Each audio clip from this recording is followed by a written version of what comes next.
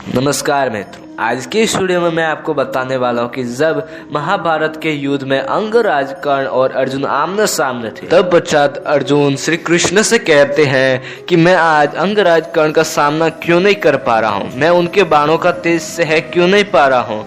ये इस पर श्री कृष्ण उन्हें क्या जवाब देते हैं, ये सब जानने के लिए आप हमारे वीडियो के साथ में बने रहिए अंत तक।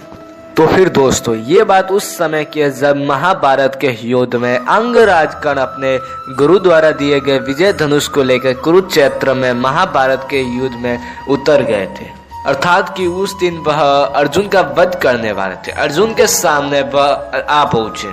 फिर उन्होंने जब अपने धनुष बाण से एक डंकार कर दी कि पूरा युद्ध क्षेत्र ही गूंज उठा। इसके पश्चात पांडव सेना के पसीने छूटने लगे। फिर अर्जुन उस समय अंगराज कर्ण का सामना करने वाले थे। जब अर्जुन ने अंगराज कर्ण पर बाण चलाए तो उनके बाणों के सहस्त्र टुकड़े हो गए और अंगराज कर्ण के बाणों को कुछ असर नहीं पड़ा। फिर अंगराज कर्ण के जो बाण रहते थे वह अर्जुन और श्री कृष्ण पर चलने लगे और श्री कृष्ण और स्वयं अर्जुन भी इस बाणों से घायल होने लगे। जब ये बाण जाकर अर्जुन को लगे तो अर्जुन ने माधव से पूछा, हे माधव, ये क्या हो रहा है? आज मैं अंगराज कर्ण के सामने खड़ा क्यों नहीं हो पा रहा हूँ? उनके बाणों में इतना तेज कहाँ से आ गया? इस पर श्री कृष्ण कहते हैं कि आज तुम तो क्या, इस पूरे जगत में केवल त्रिदेव को छोड़कर अगर सभी देवता भी तुम्हारे पक्ष में आ जाए तो भी तुम कर्ण का मुकाबला नहीं कर सकते, क्योंकि अंगराज कर्ण जो इस विजय धनुष को लेकर आज युद्ध कर रहे हैं, जिस विजयधारी धनुष को वह धारण किए हुए हैं, उसके सामने अब देवता भी उनका कुछ नहीं बिगाड़ सकते। और ऐसी स्थिति में तुम अंगराज कर्ण के वध करने की बात करते हो और जिसके सामने तुम ठीक से खड़े नहीं हो पा रहे हो, उसके प्राण तुम कैसे लोगे?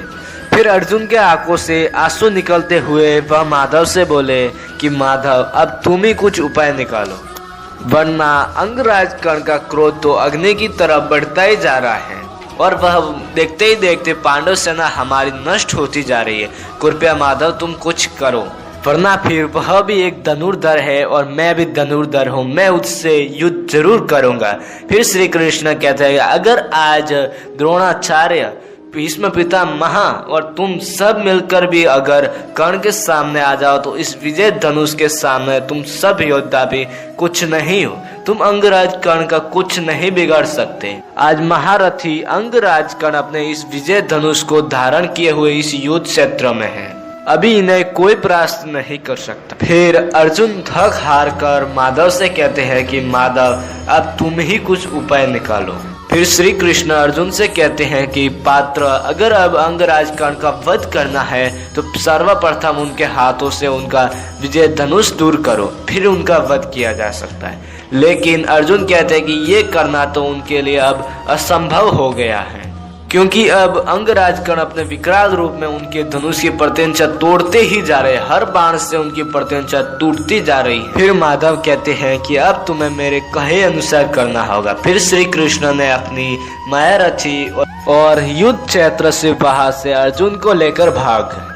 फिर उसके बाद में जब अंगराज कर्ण के रथ का पहिया जमीन में धंस गया और उनके हाथ से विजय धनुष छूट गया, फिर अंजना अस्त्र का प्रयोग करवाकर अर्जुन के हाथों अंगराज कर्ण की मृत्यु करवा दी, जो कि उनके वध की कथा आपने सुने ही होगी।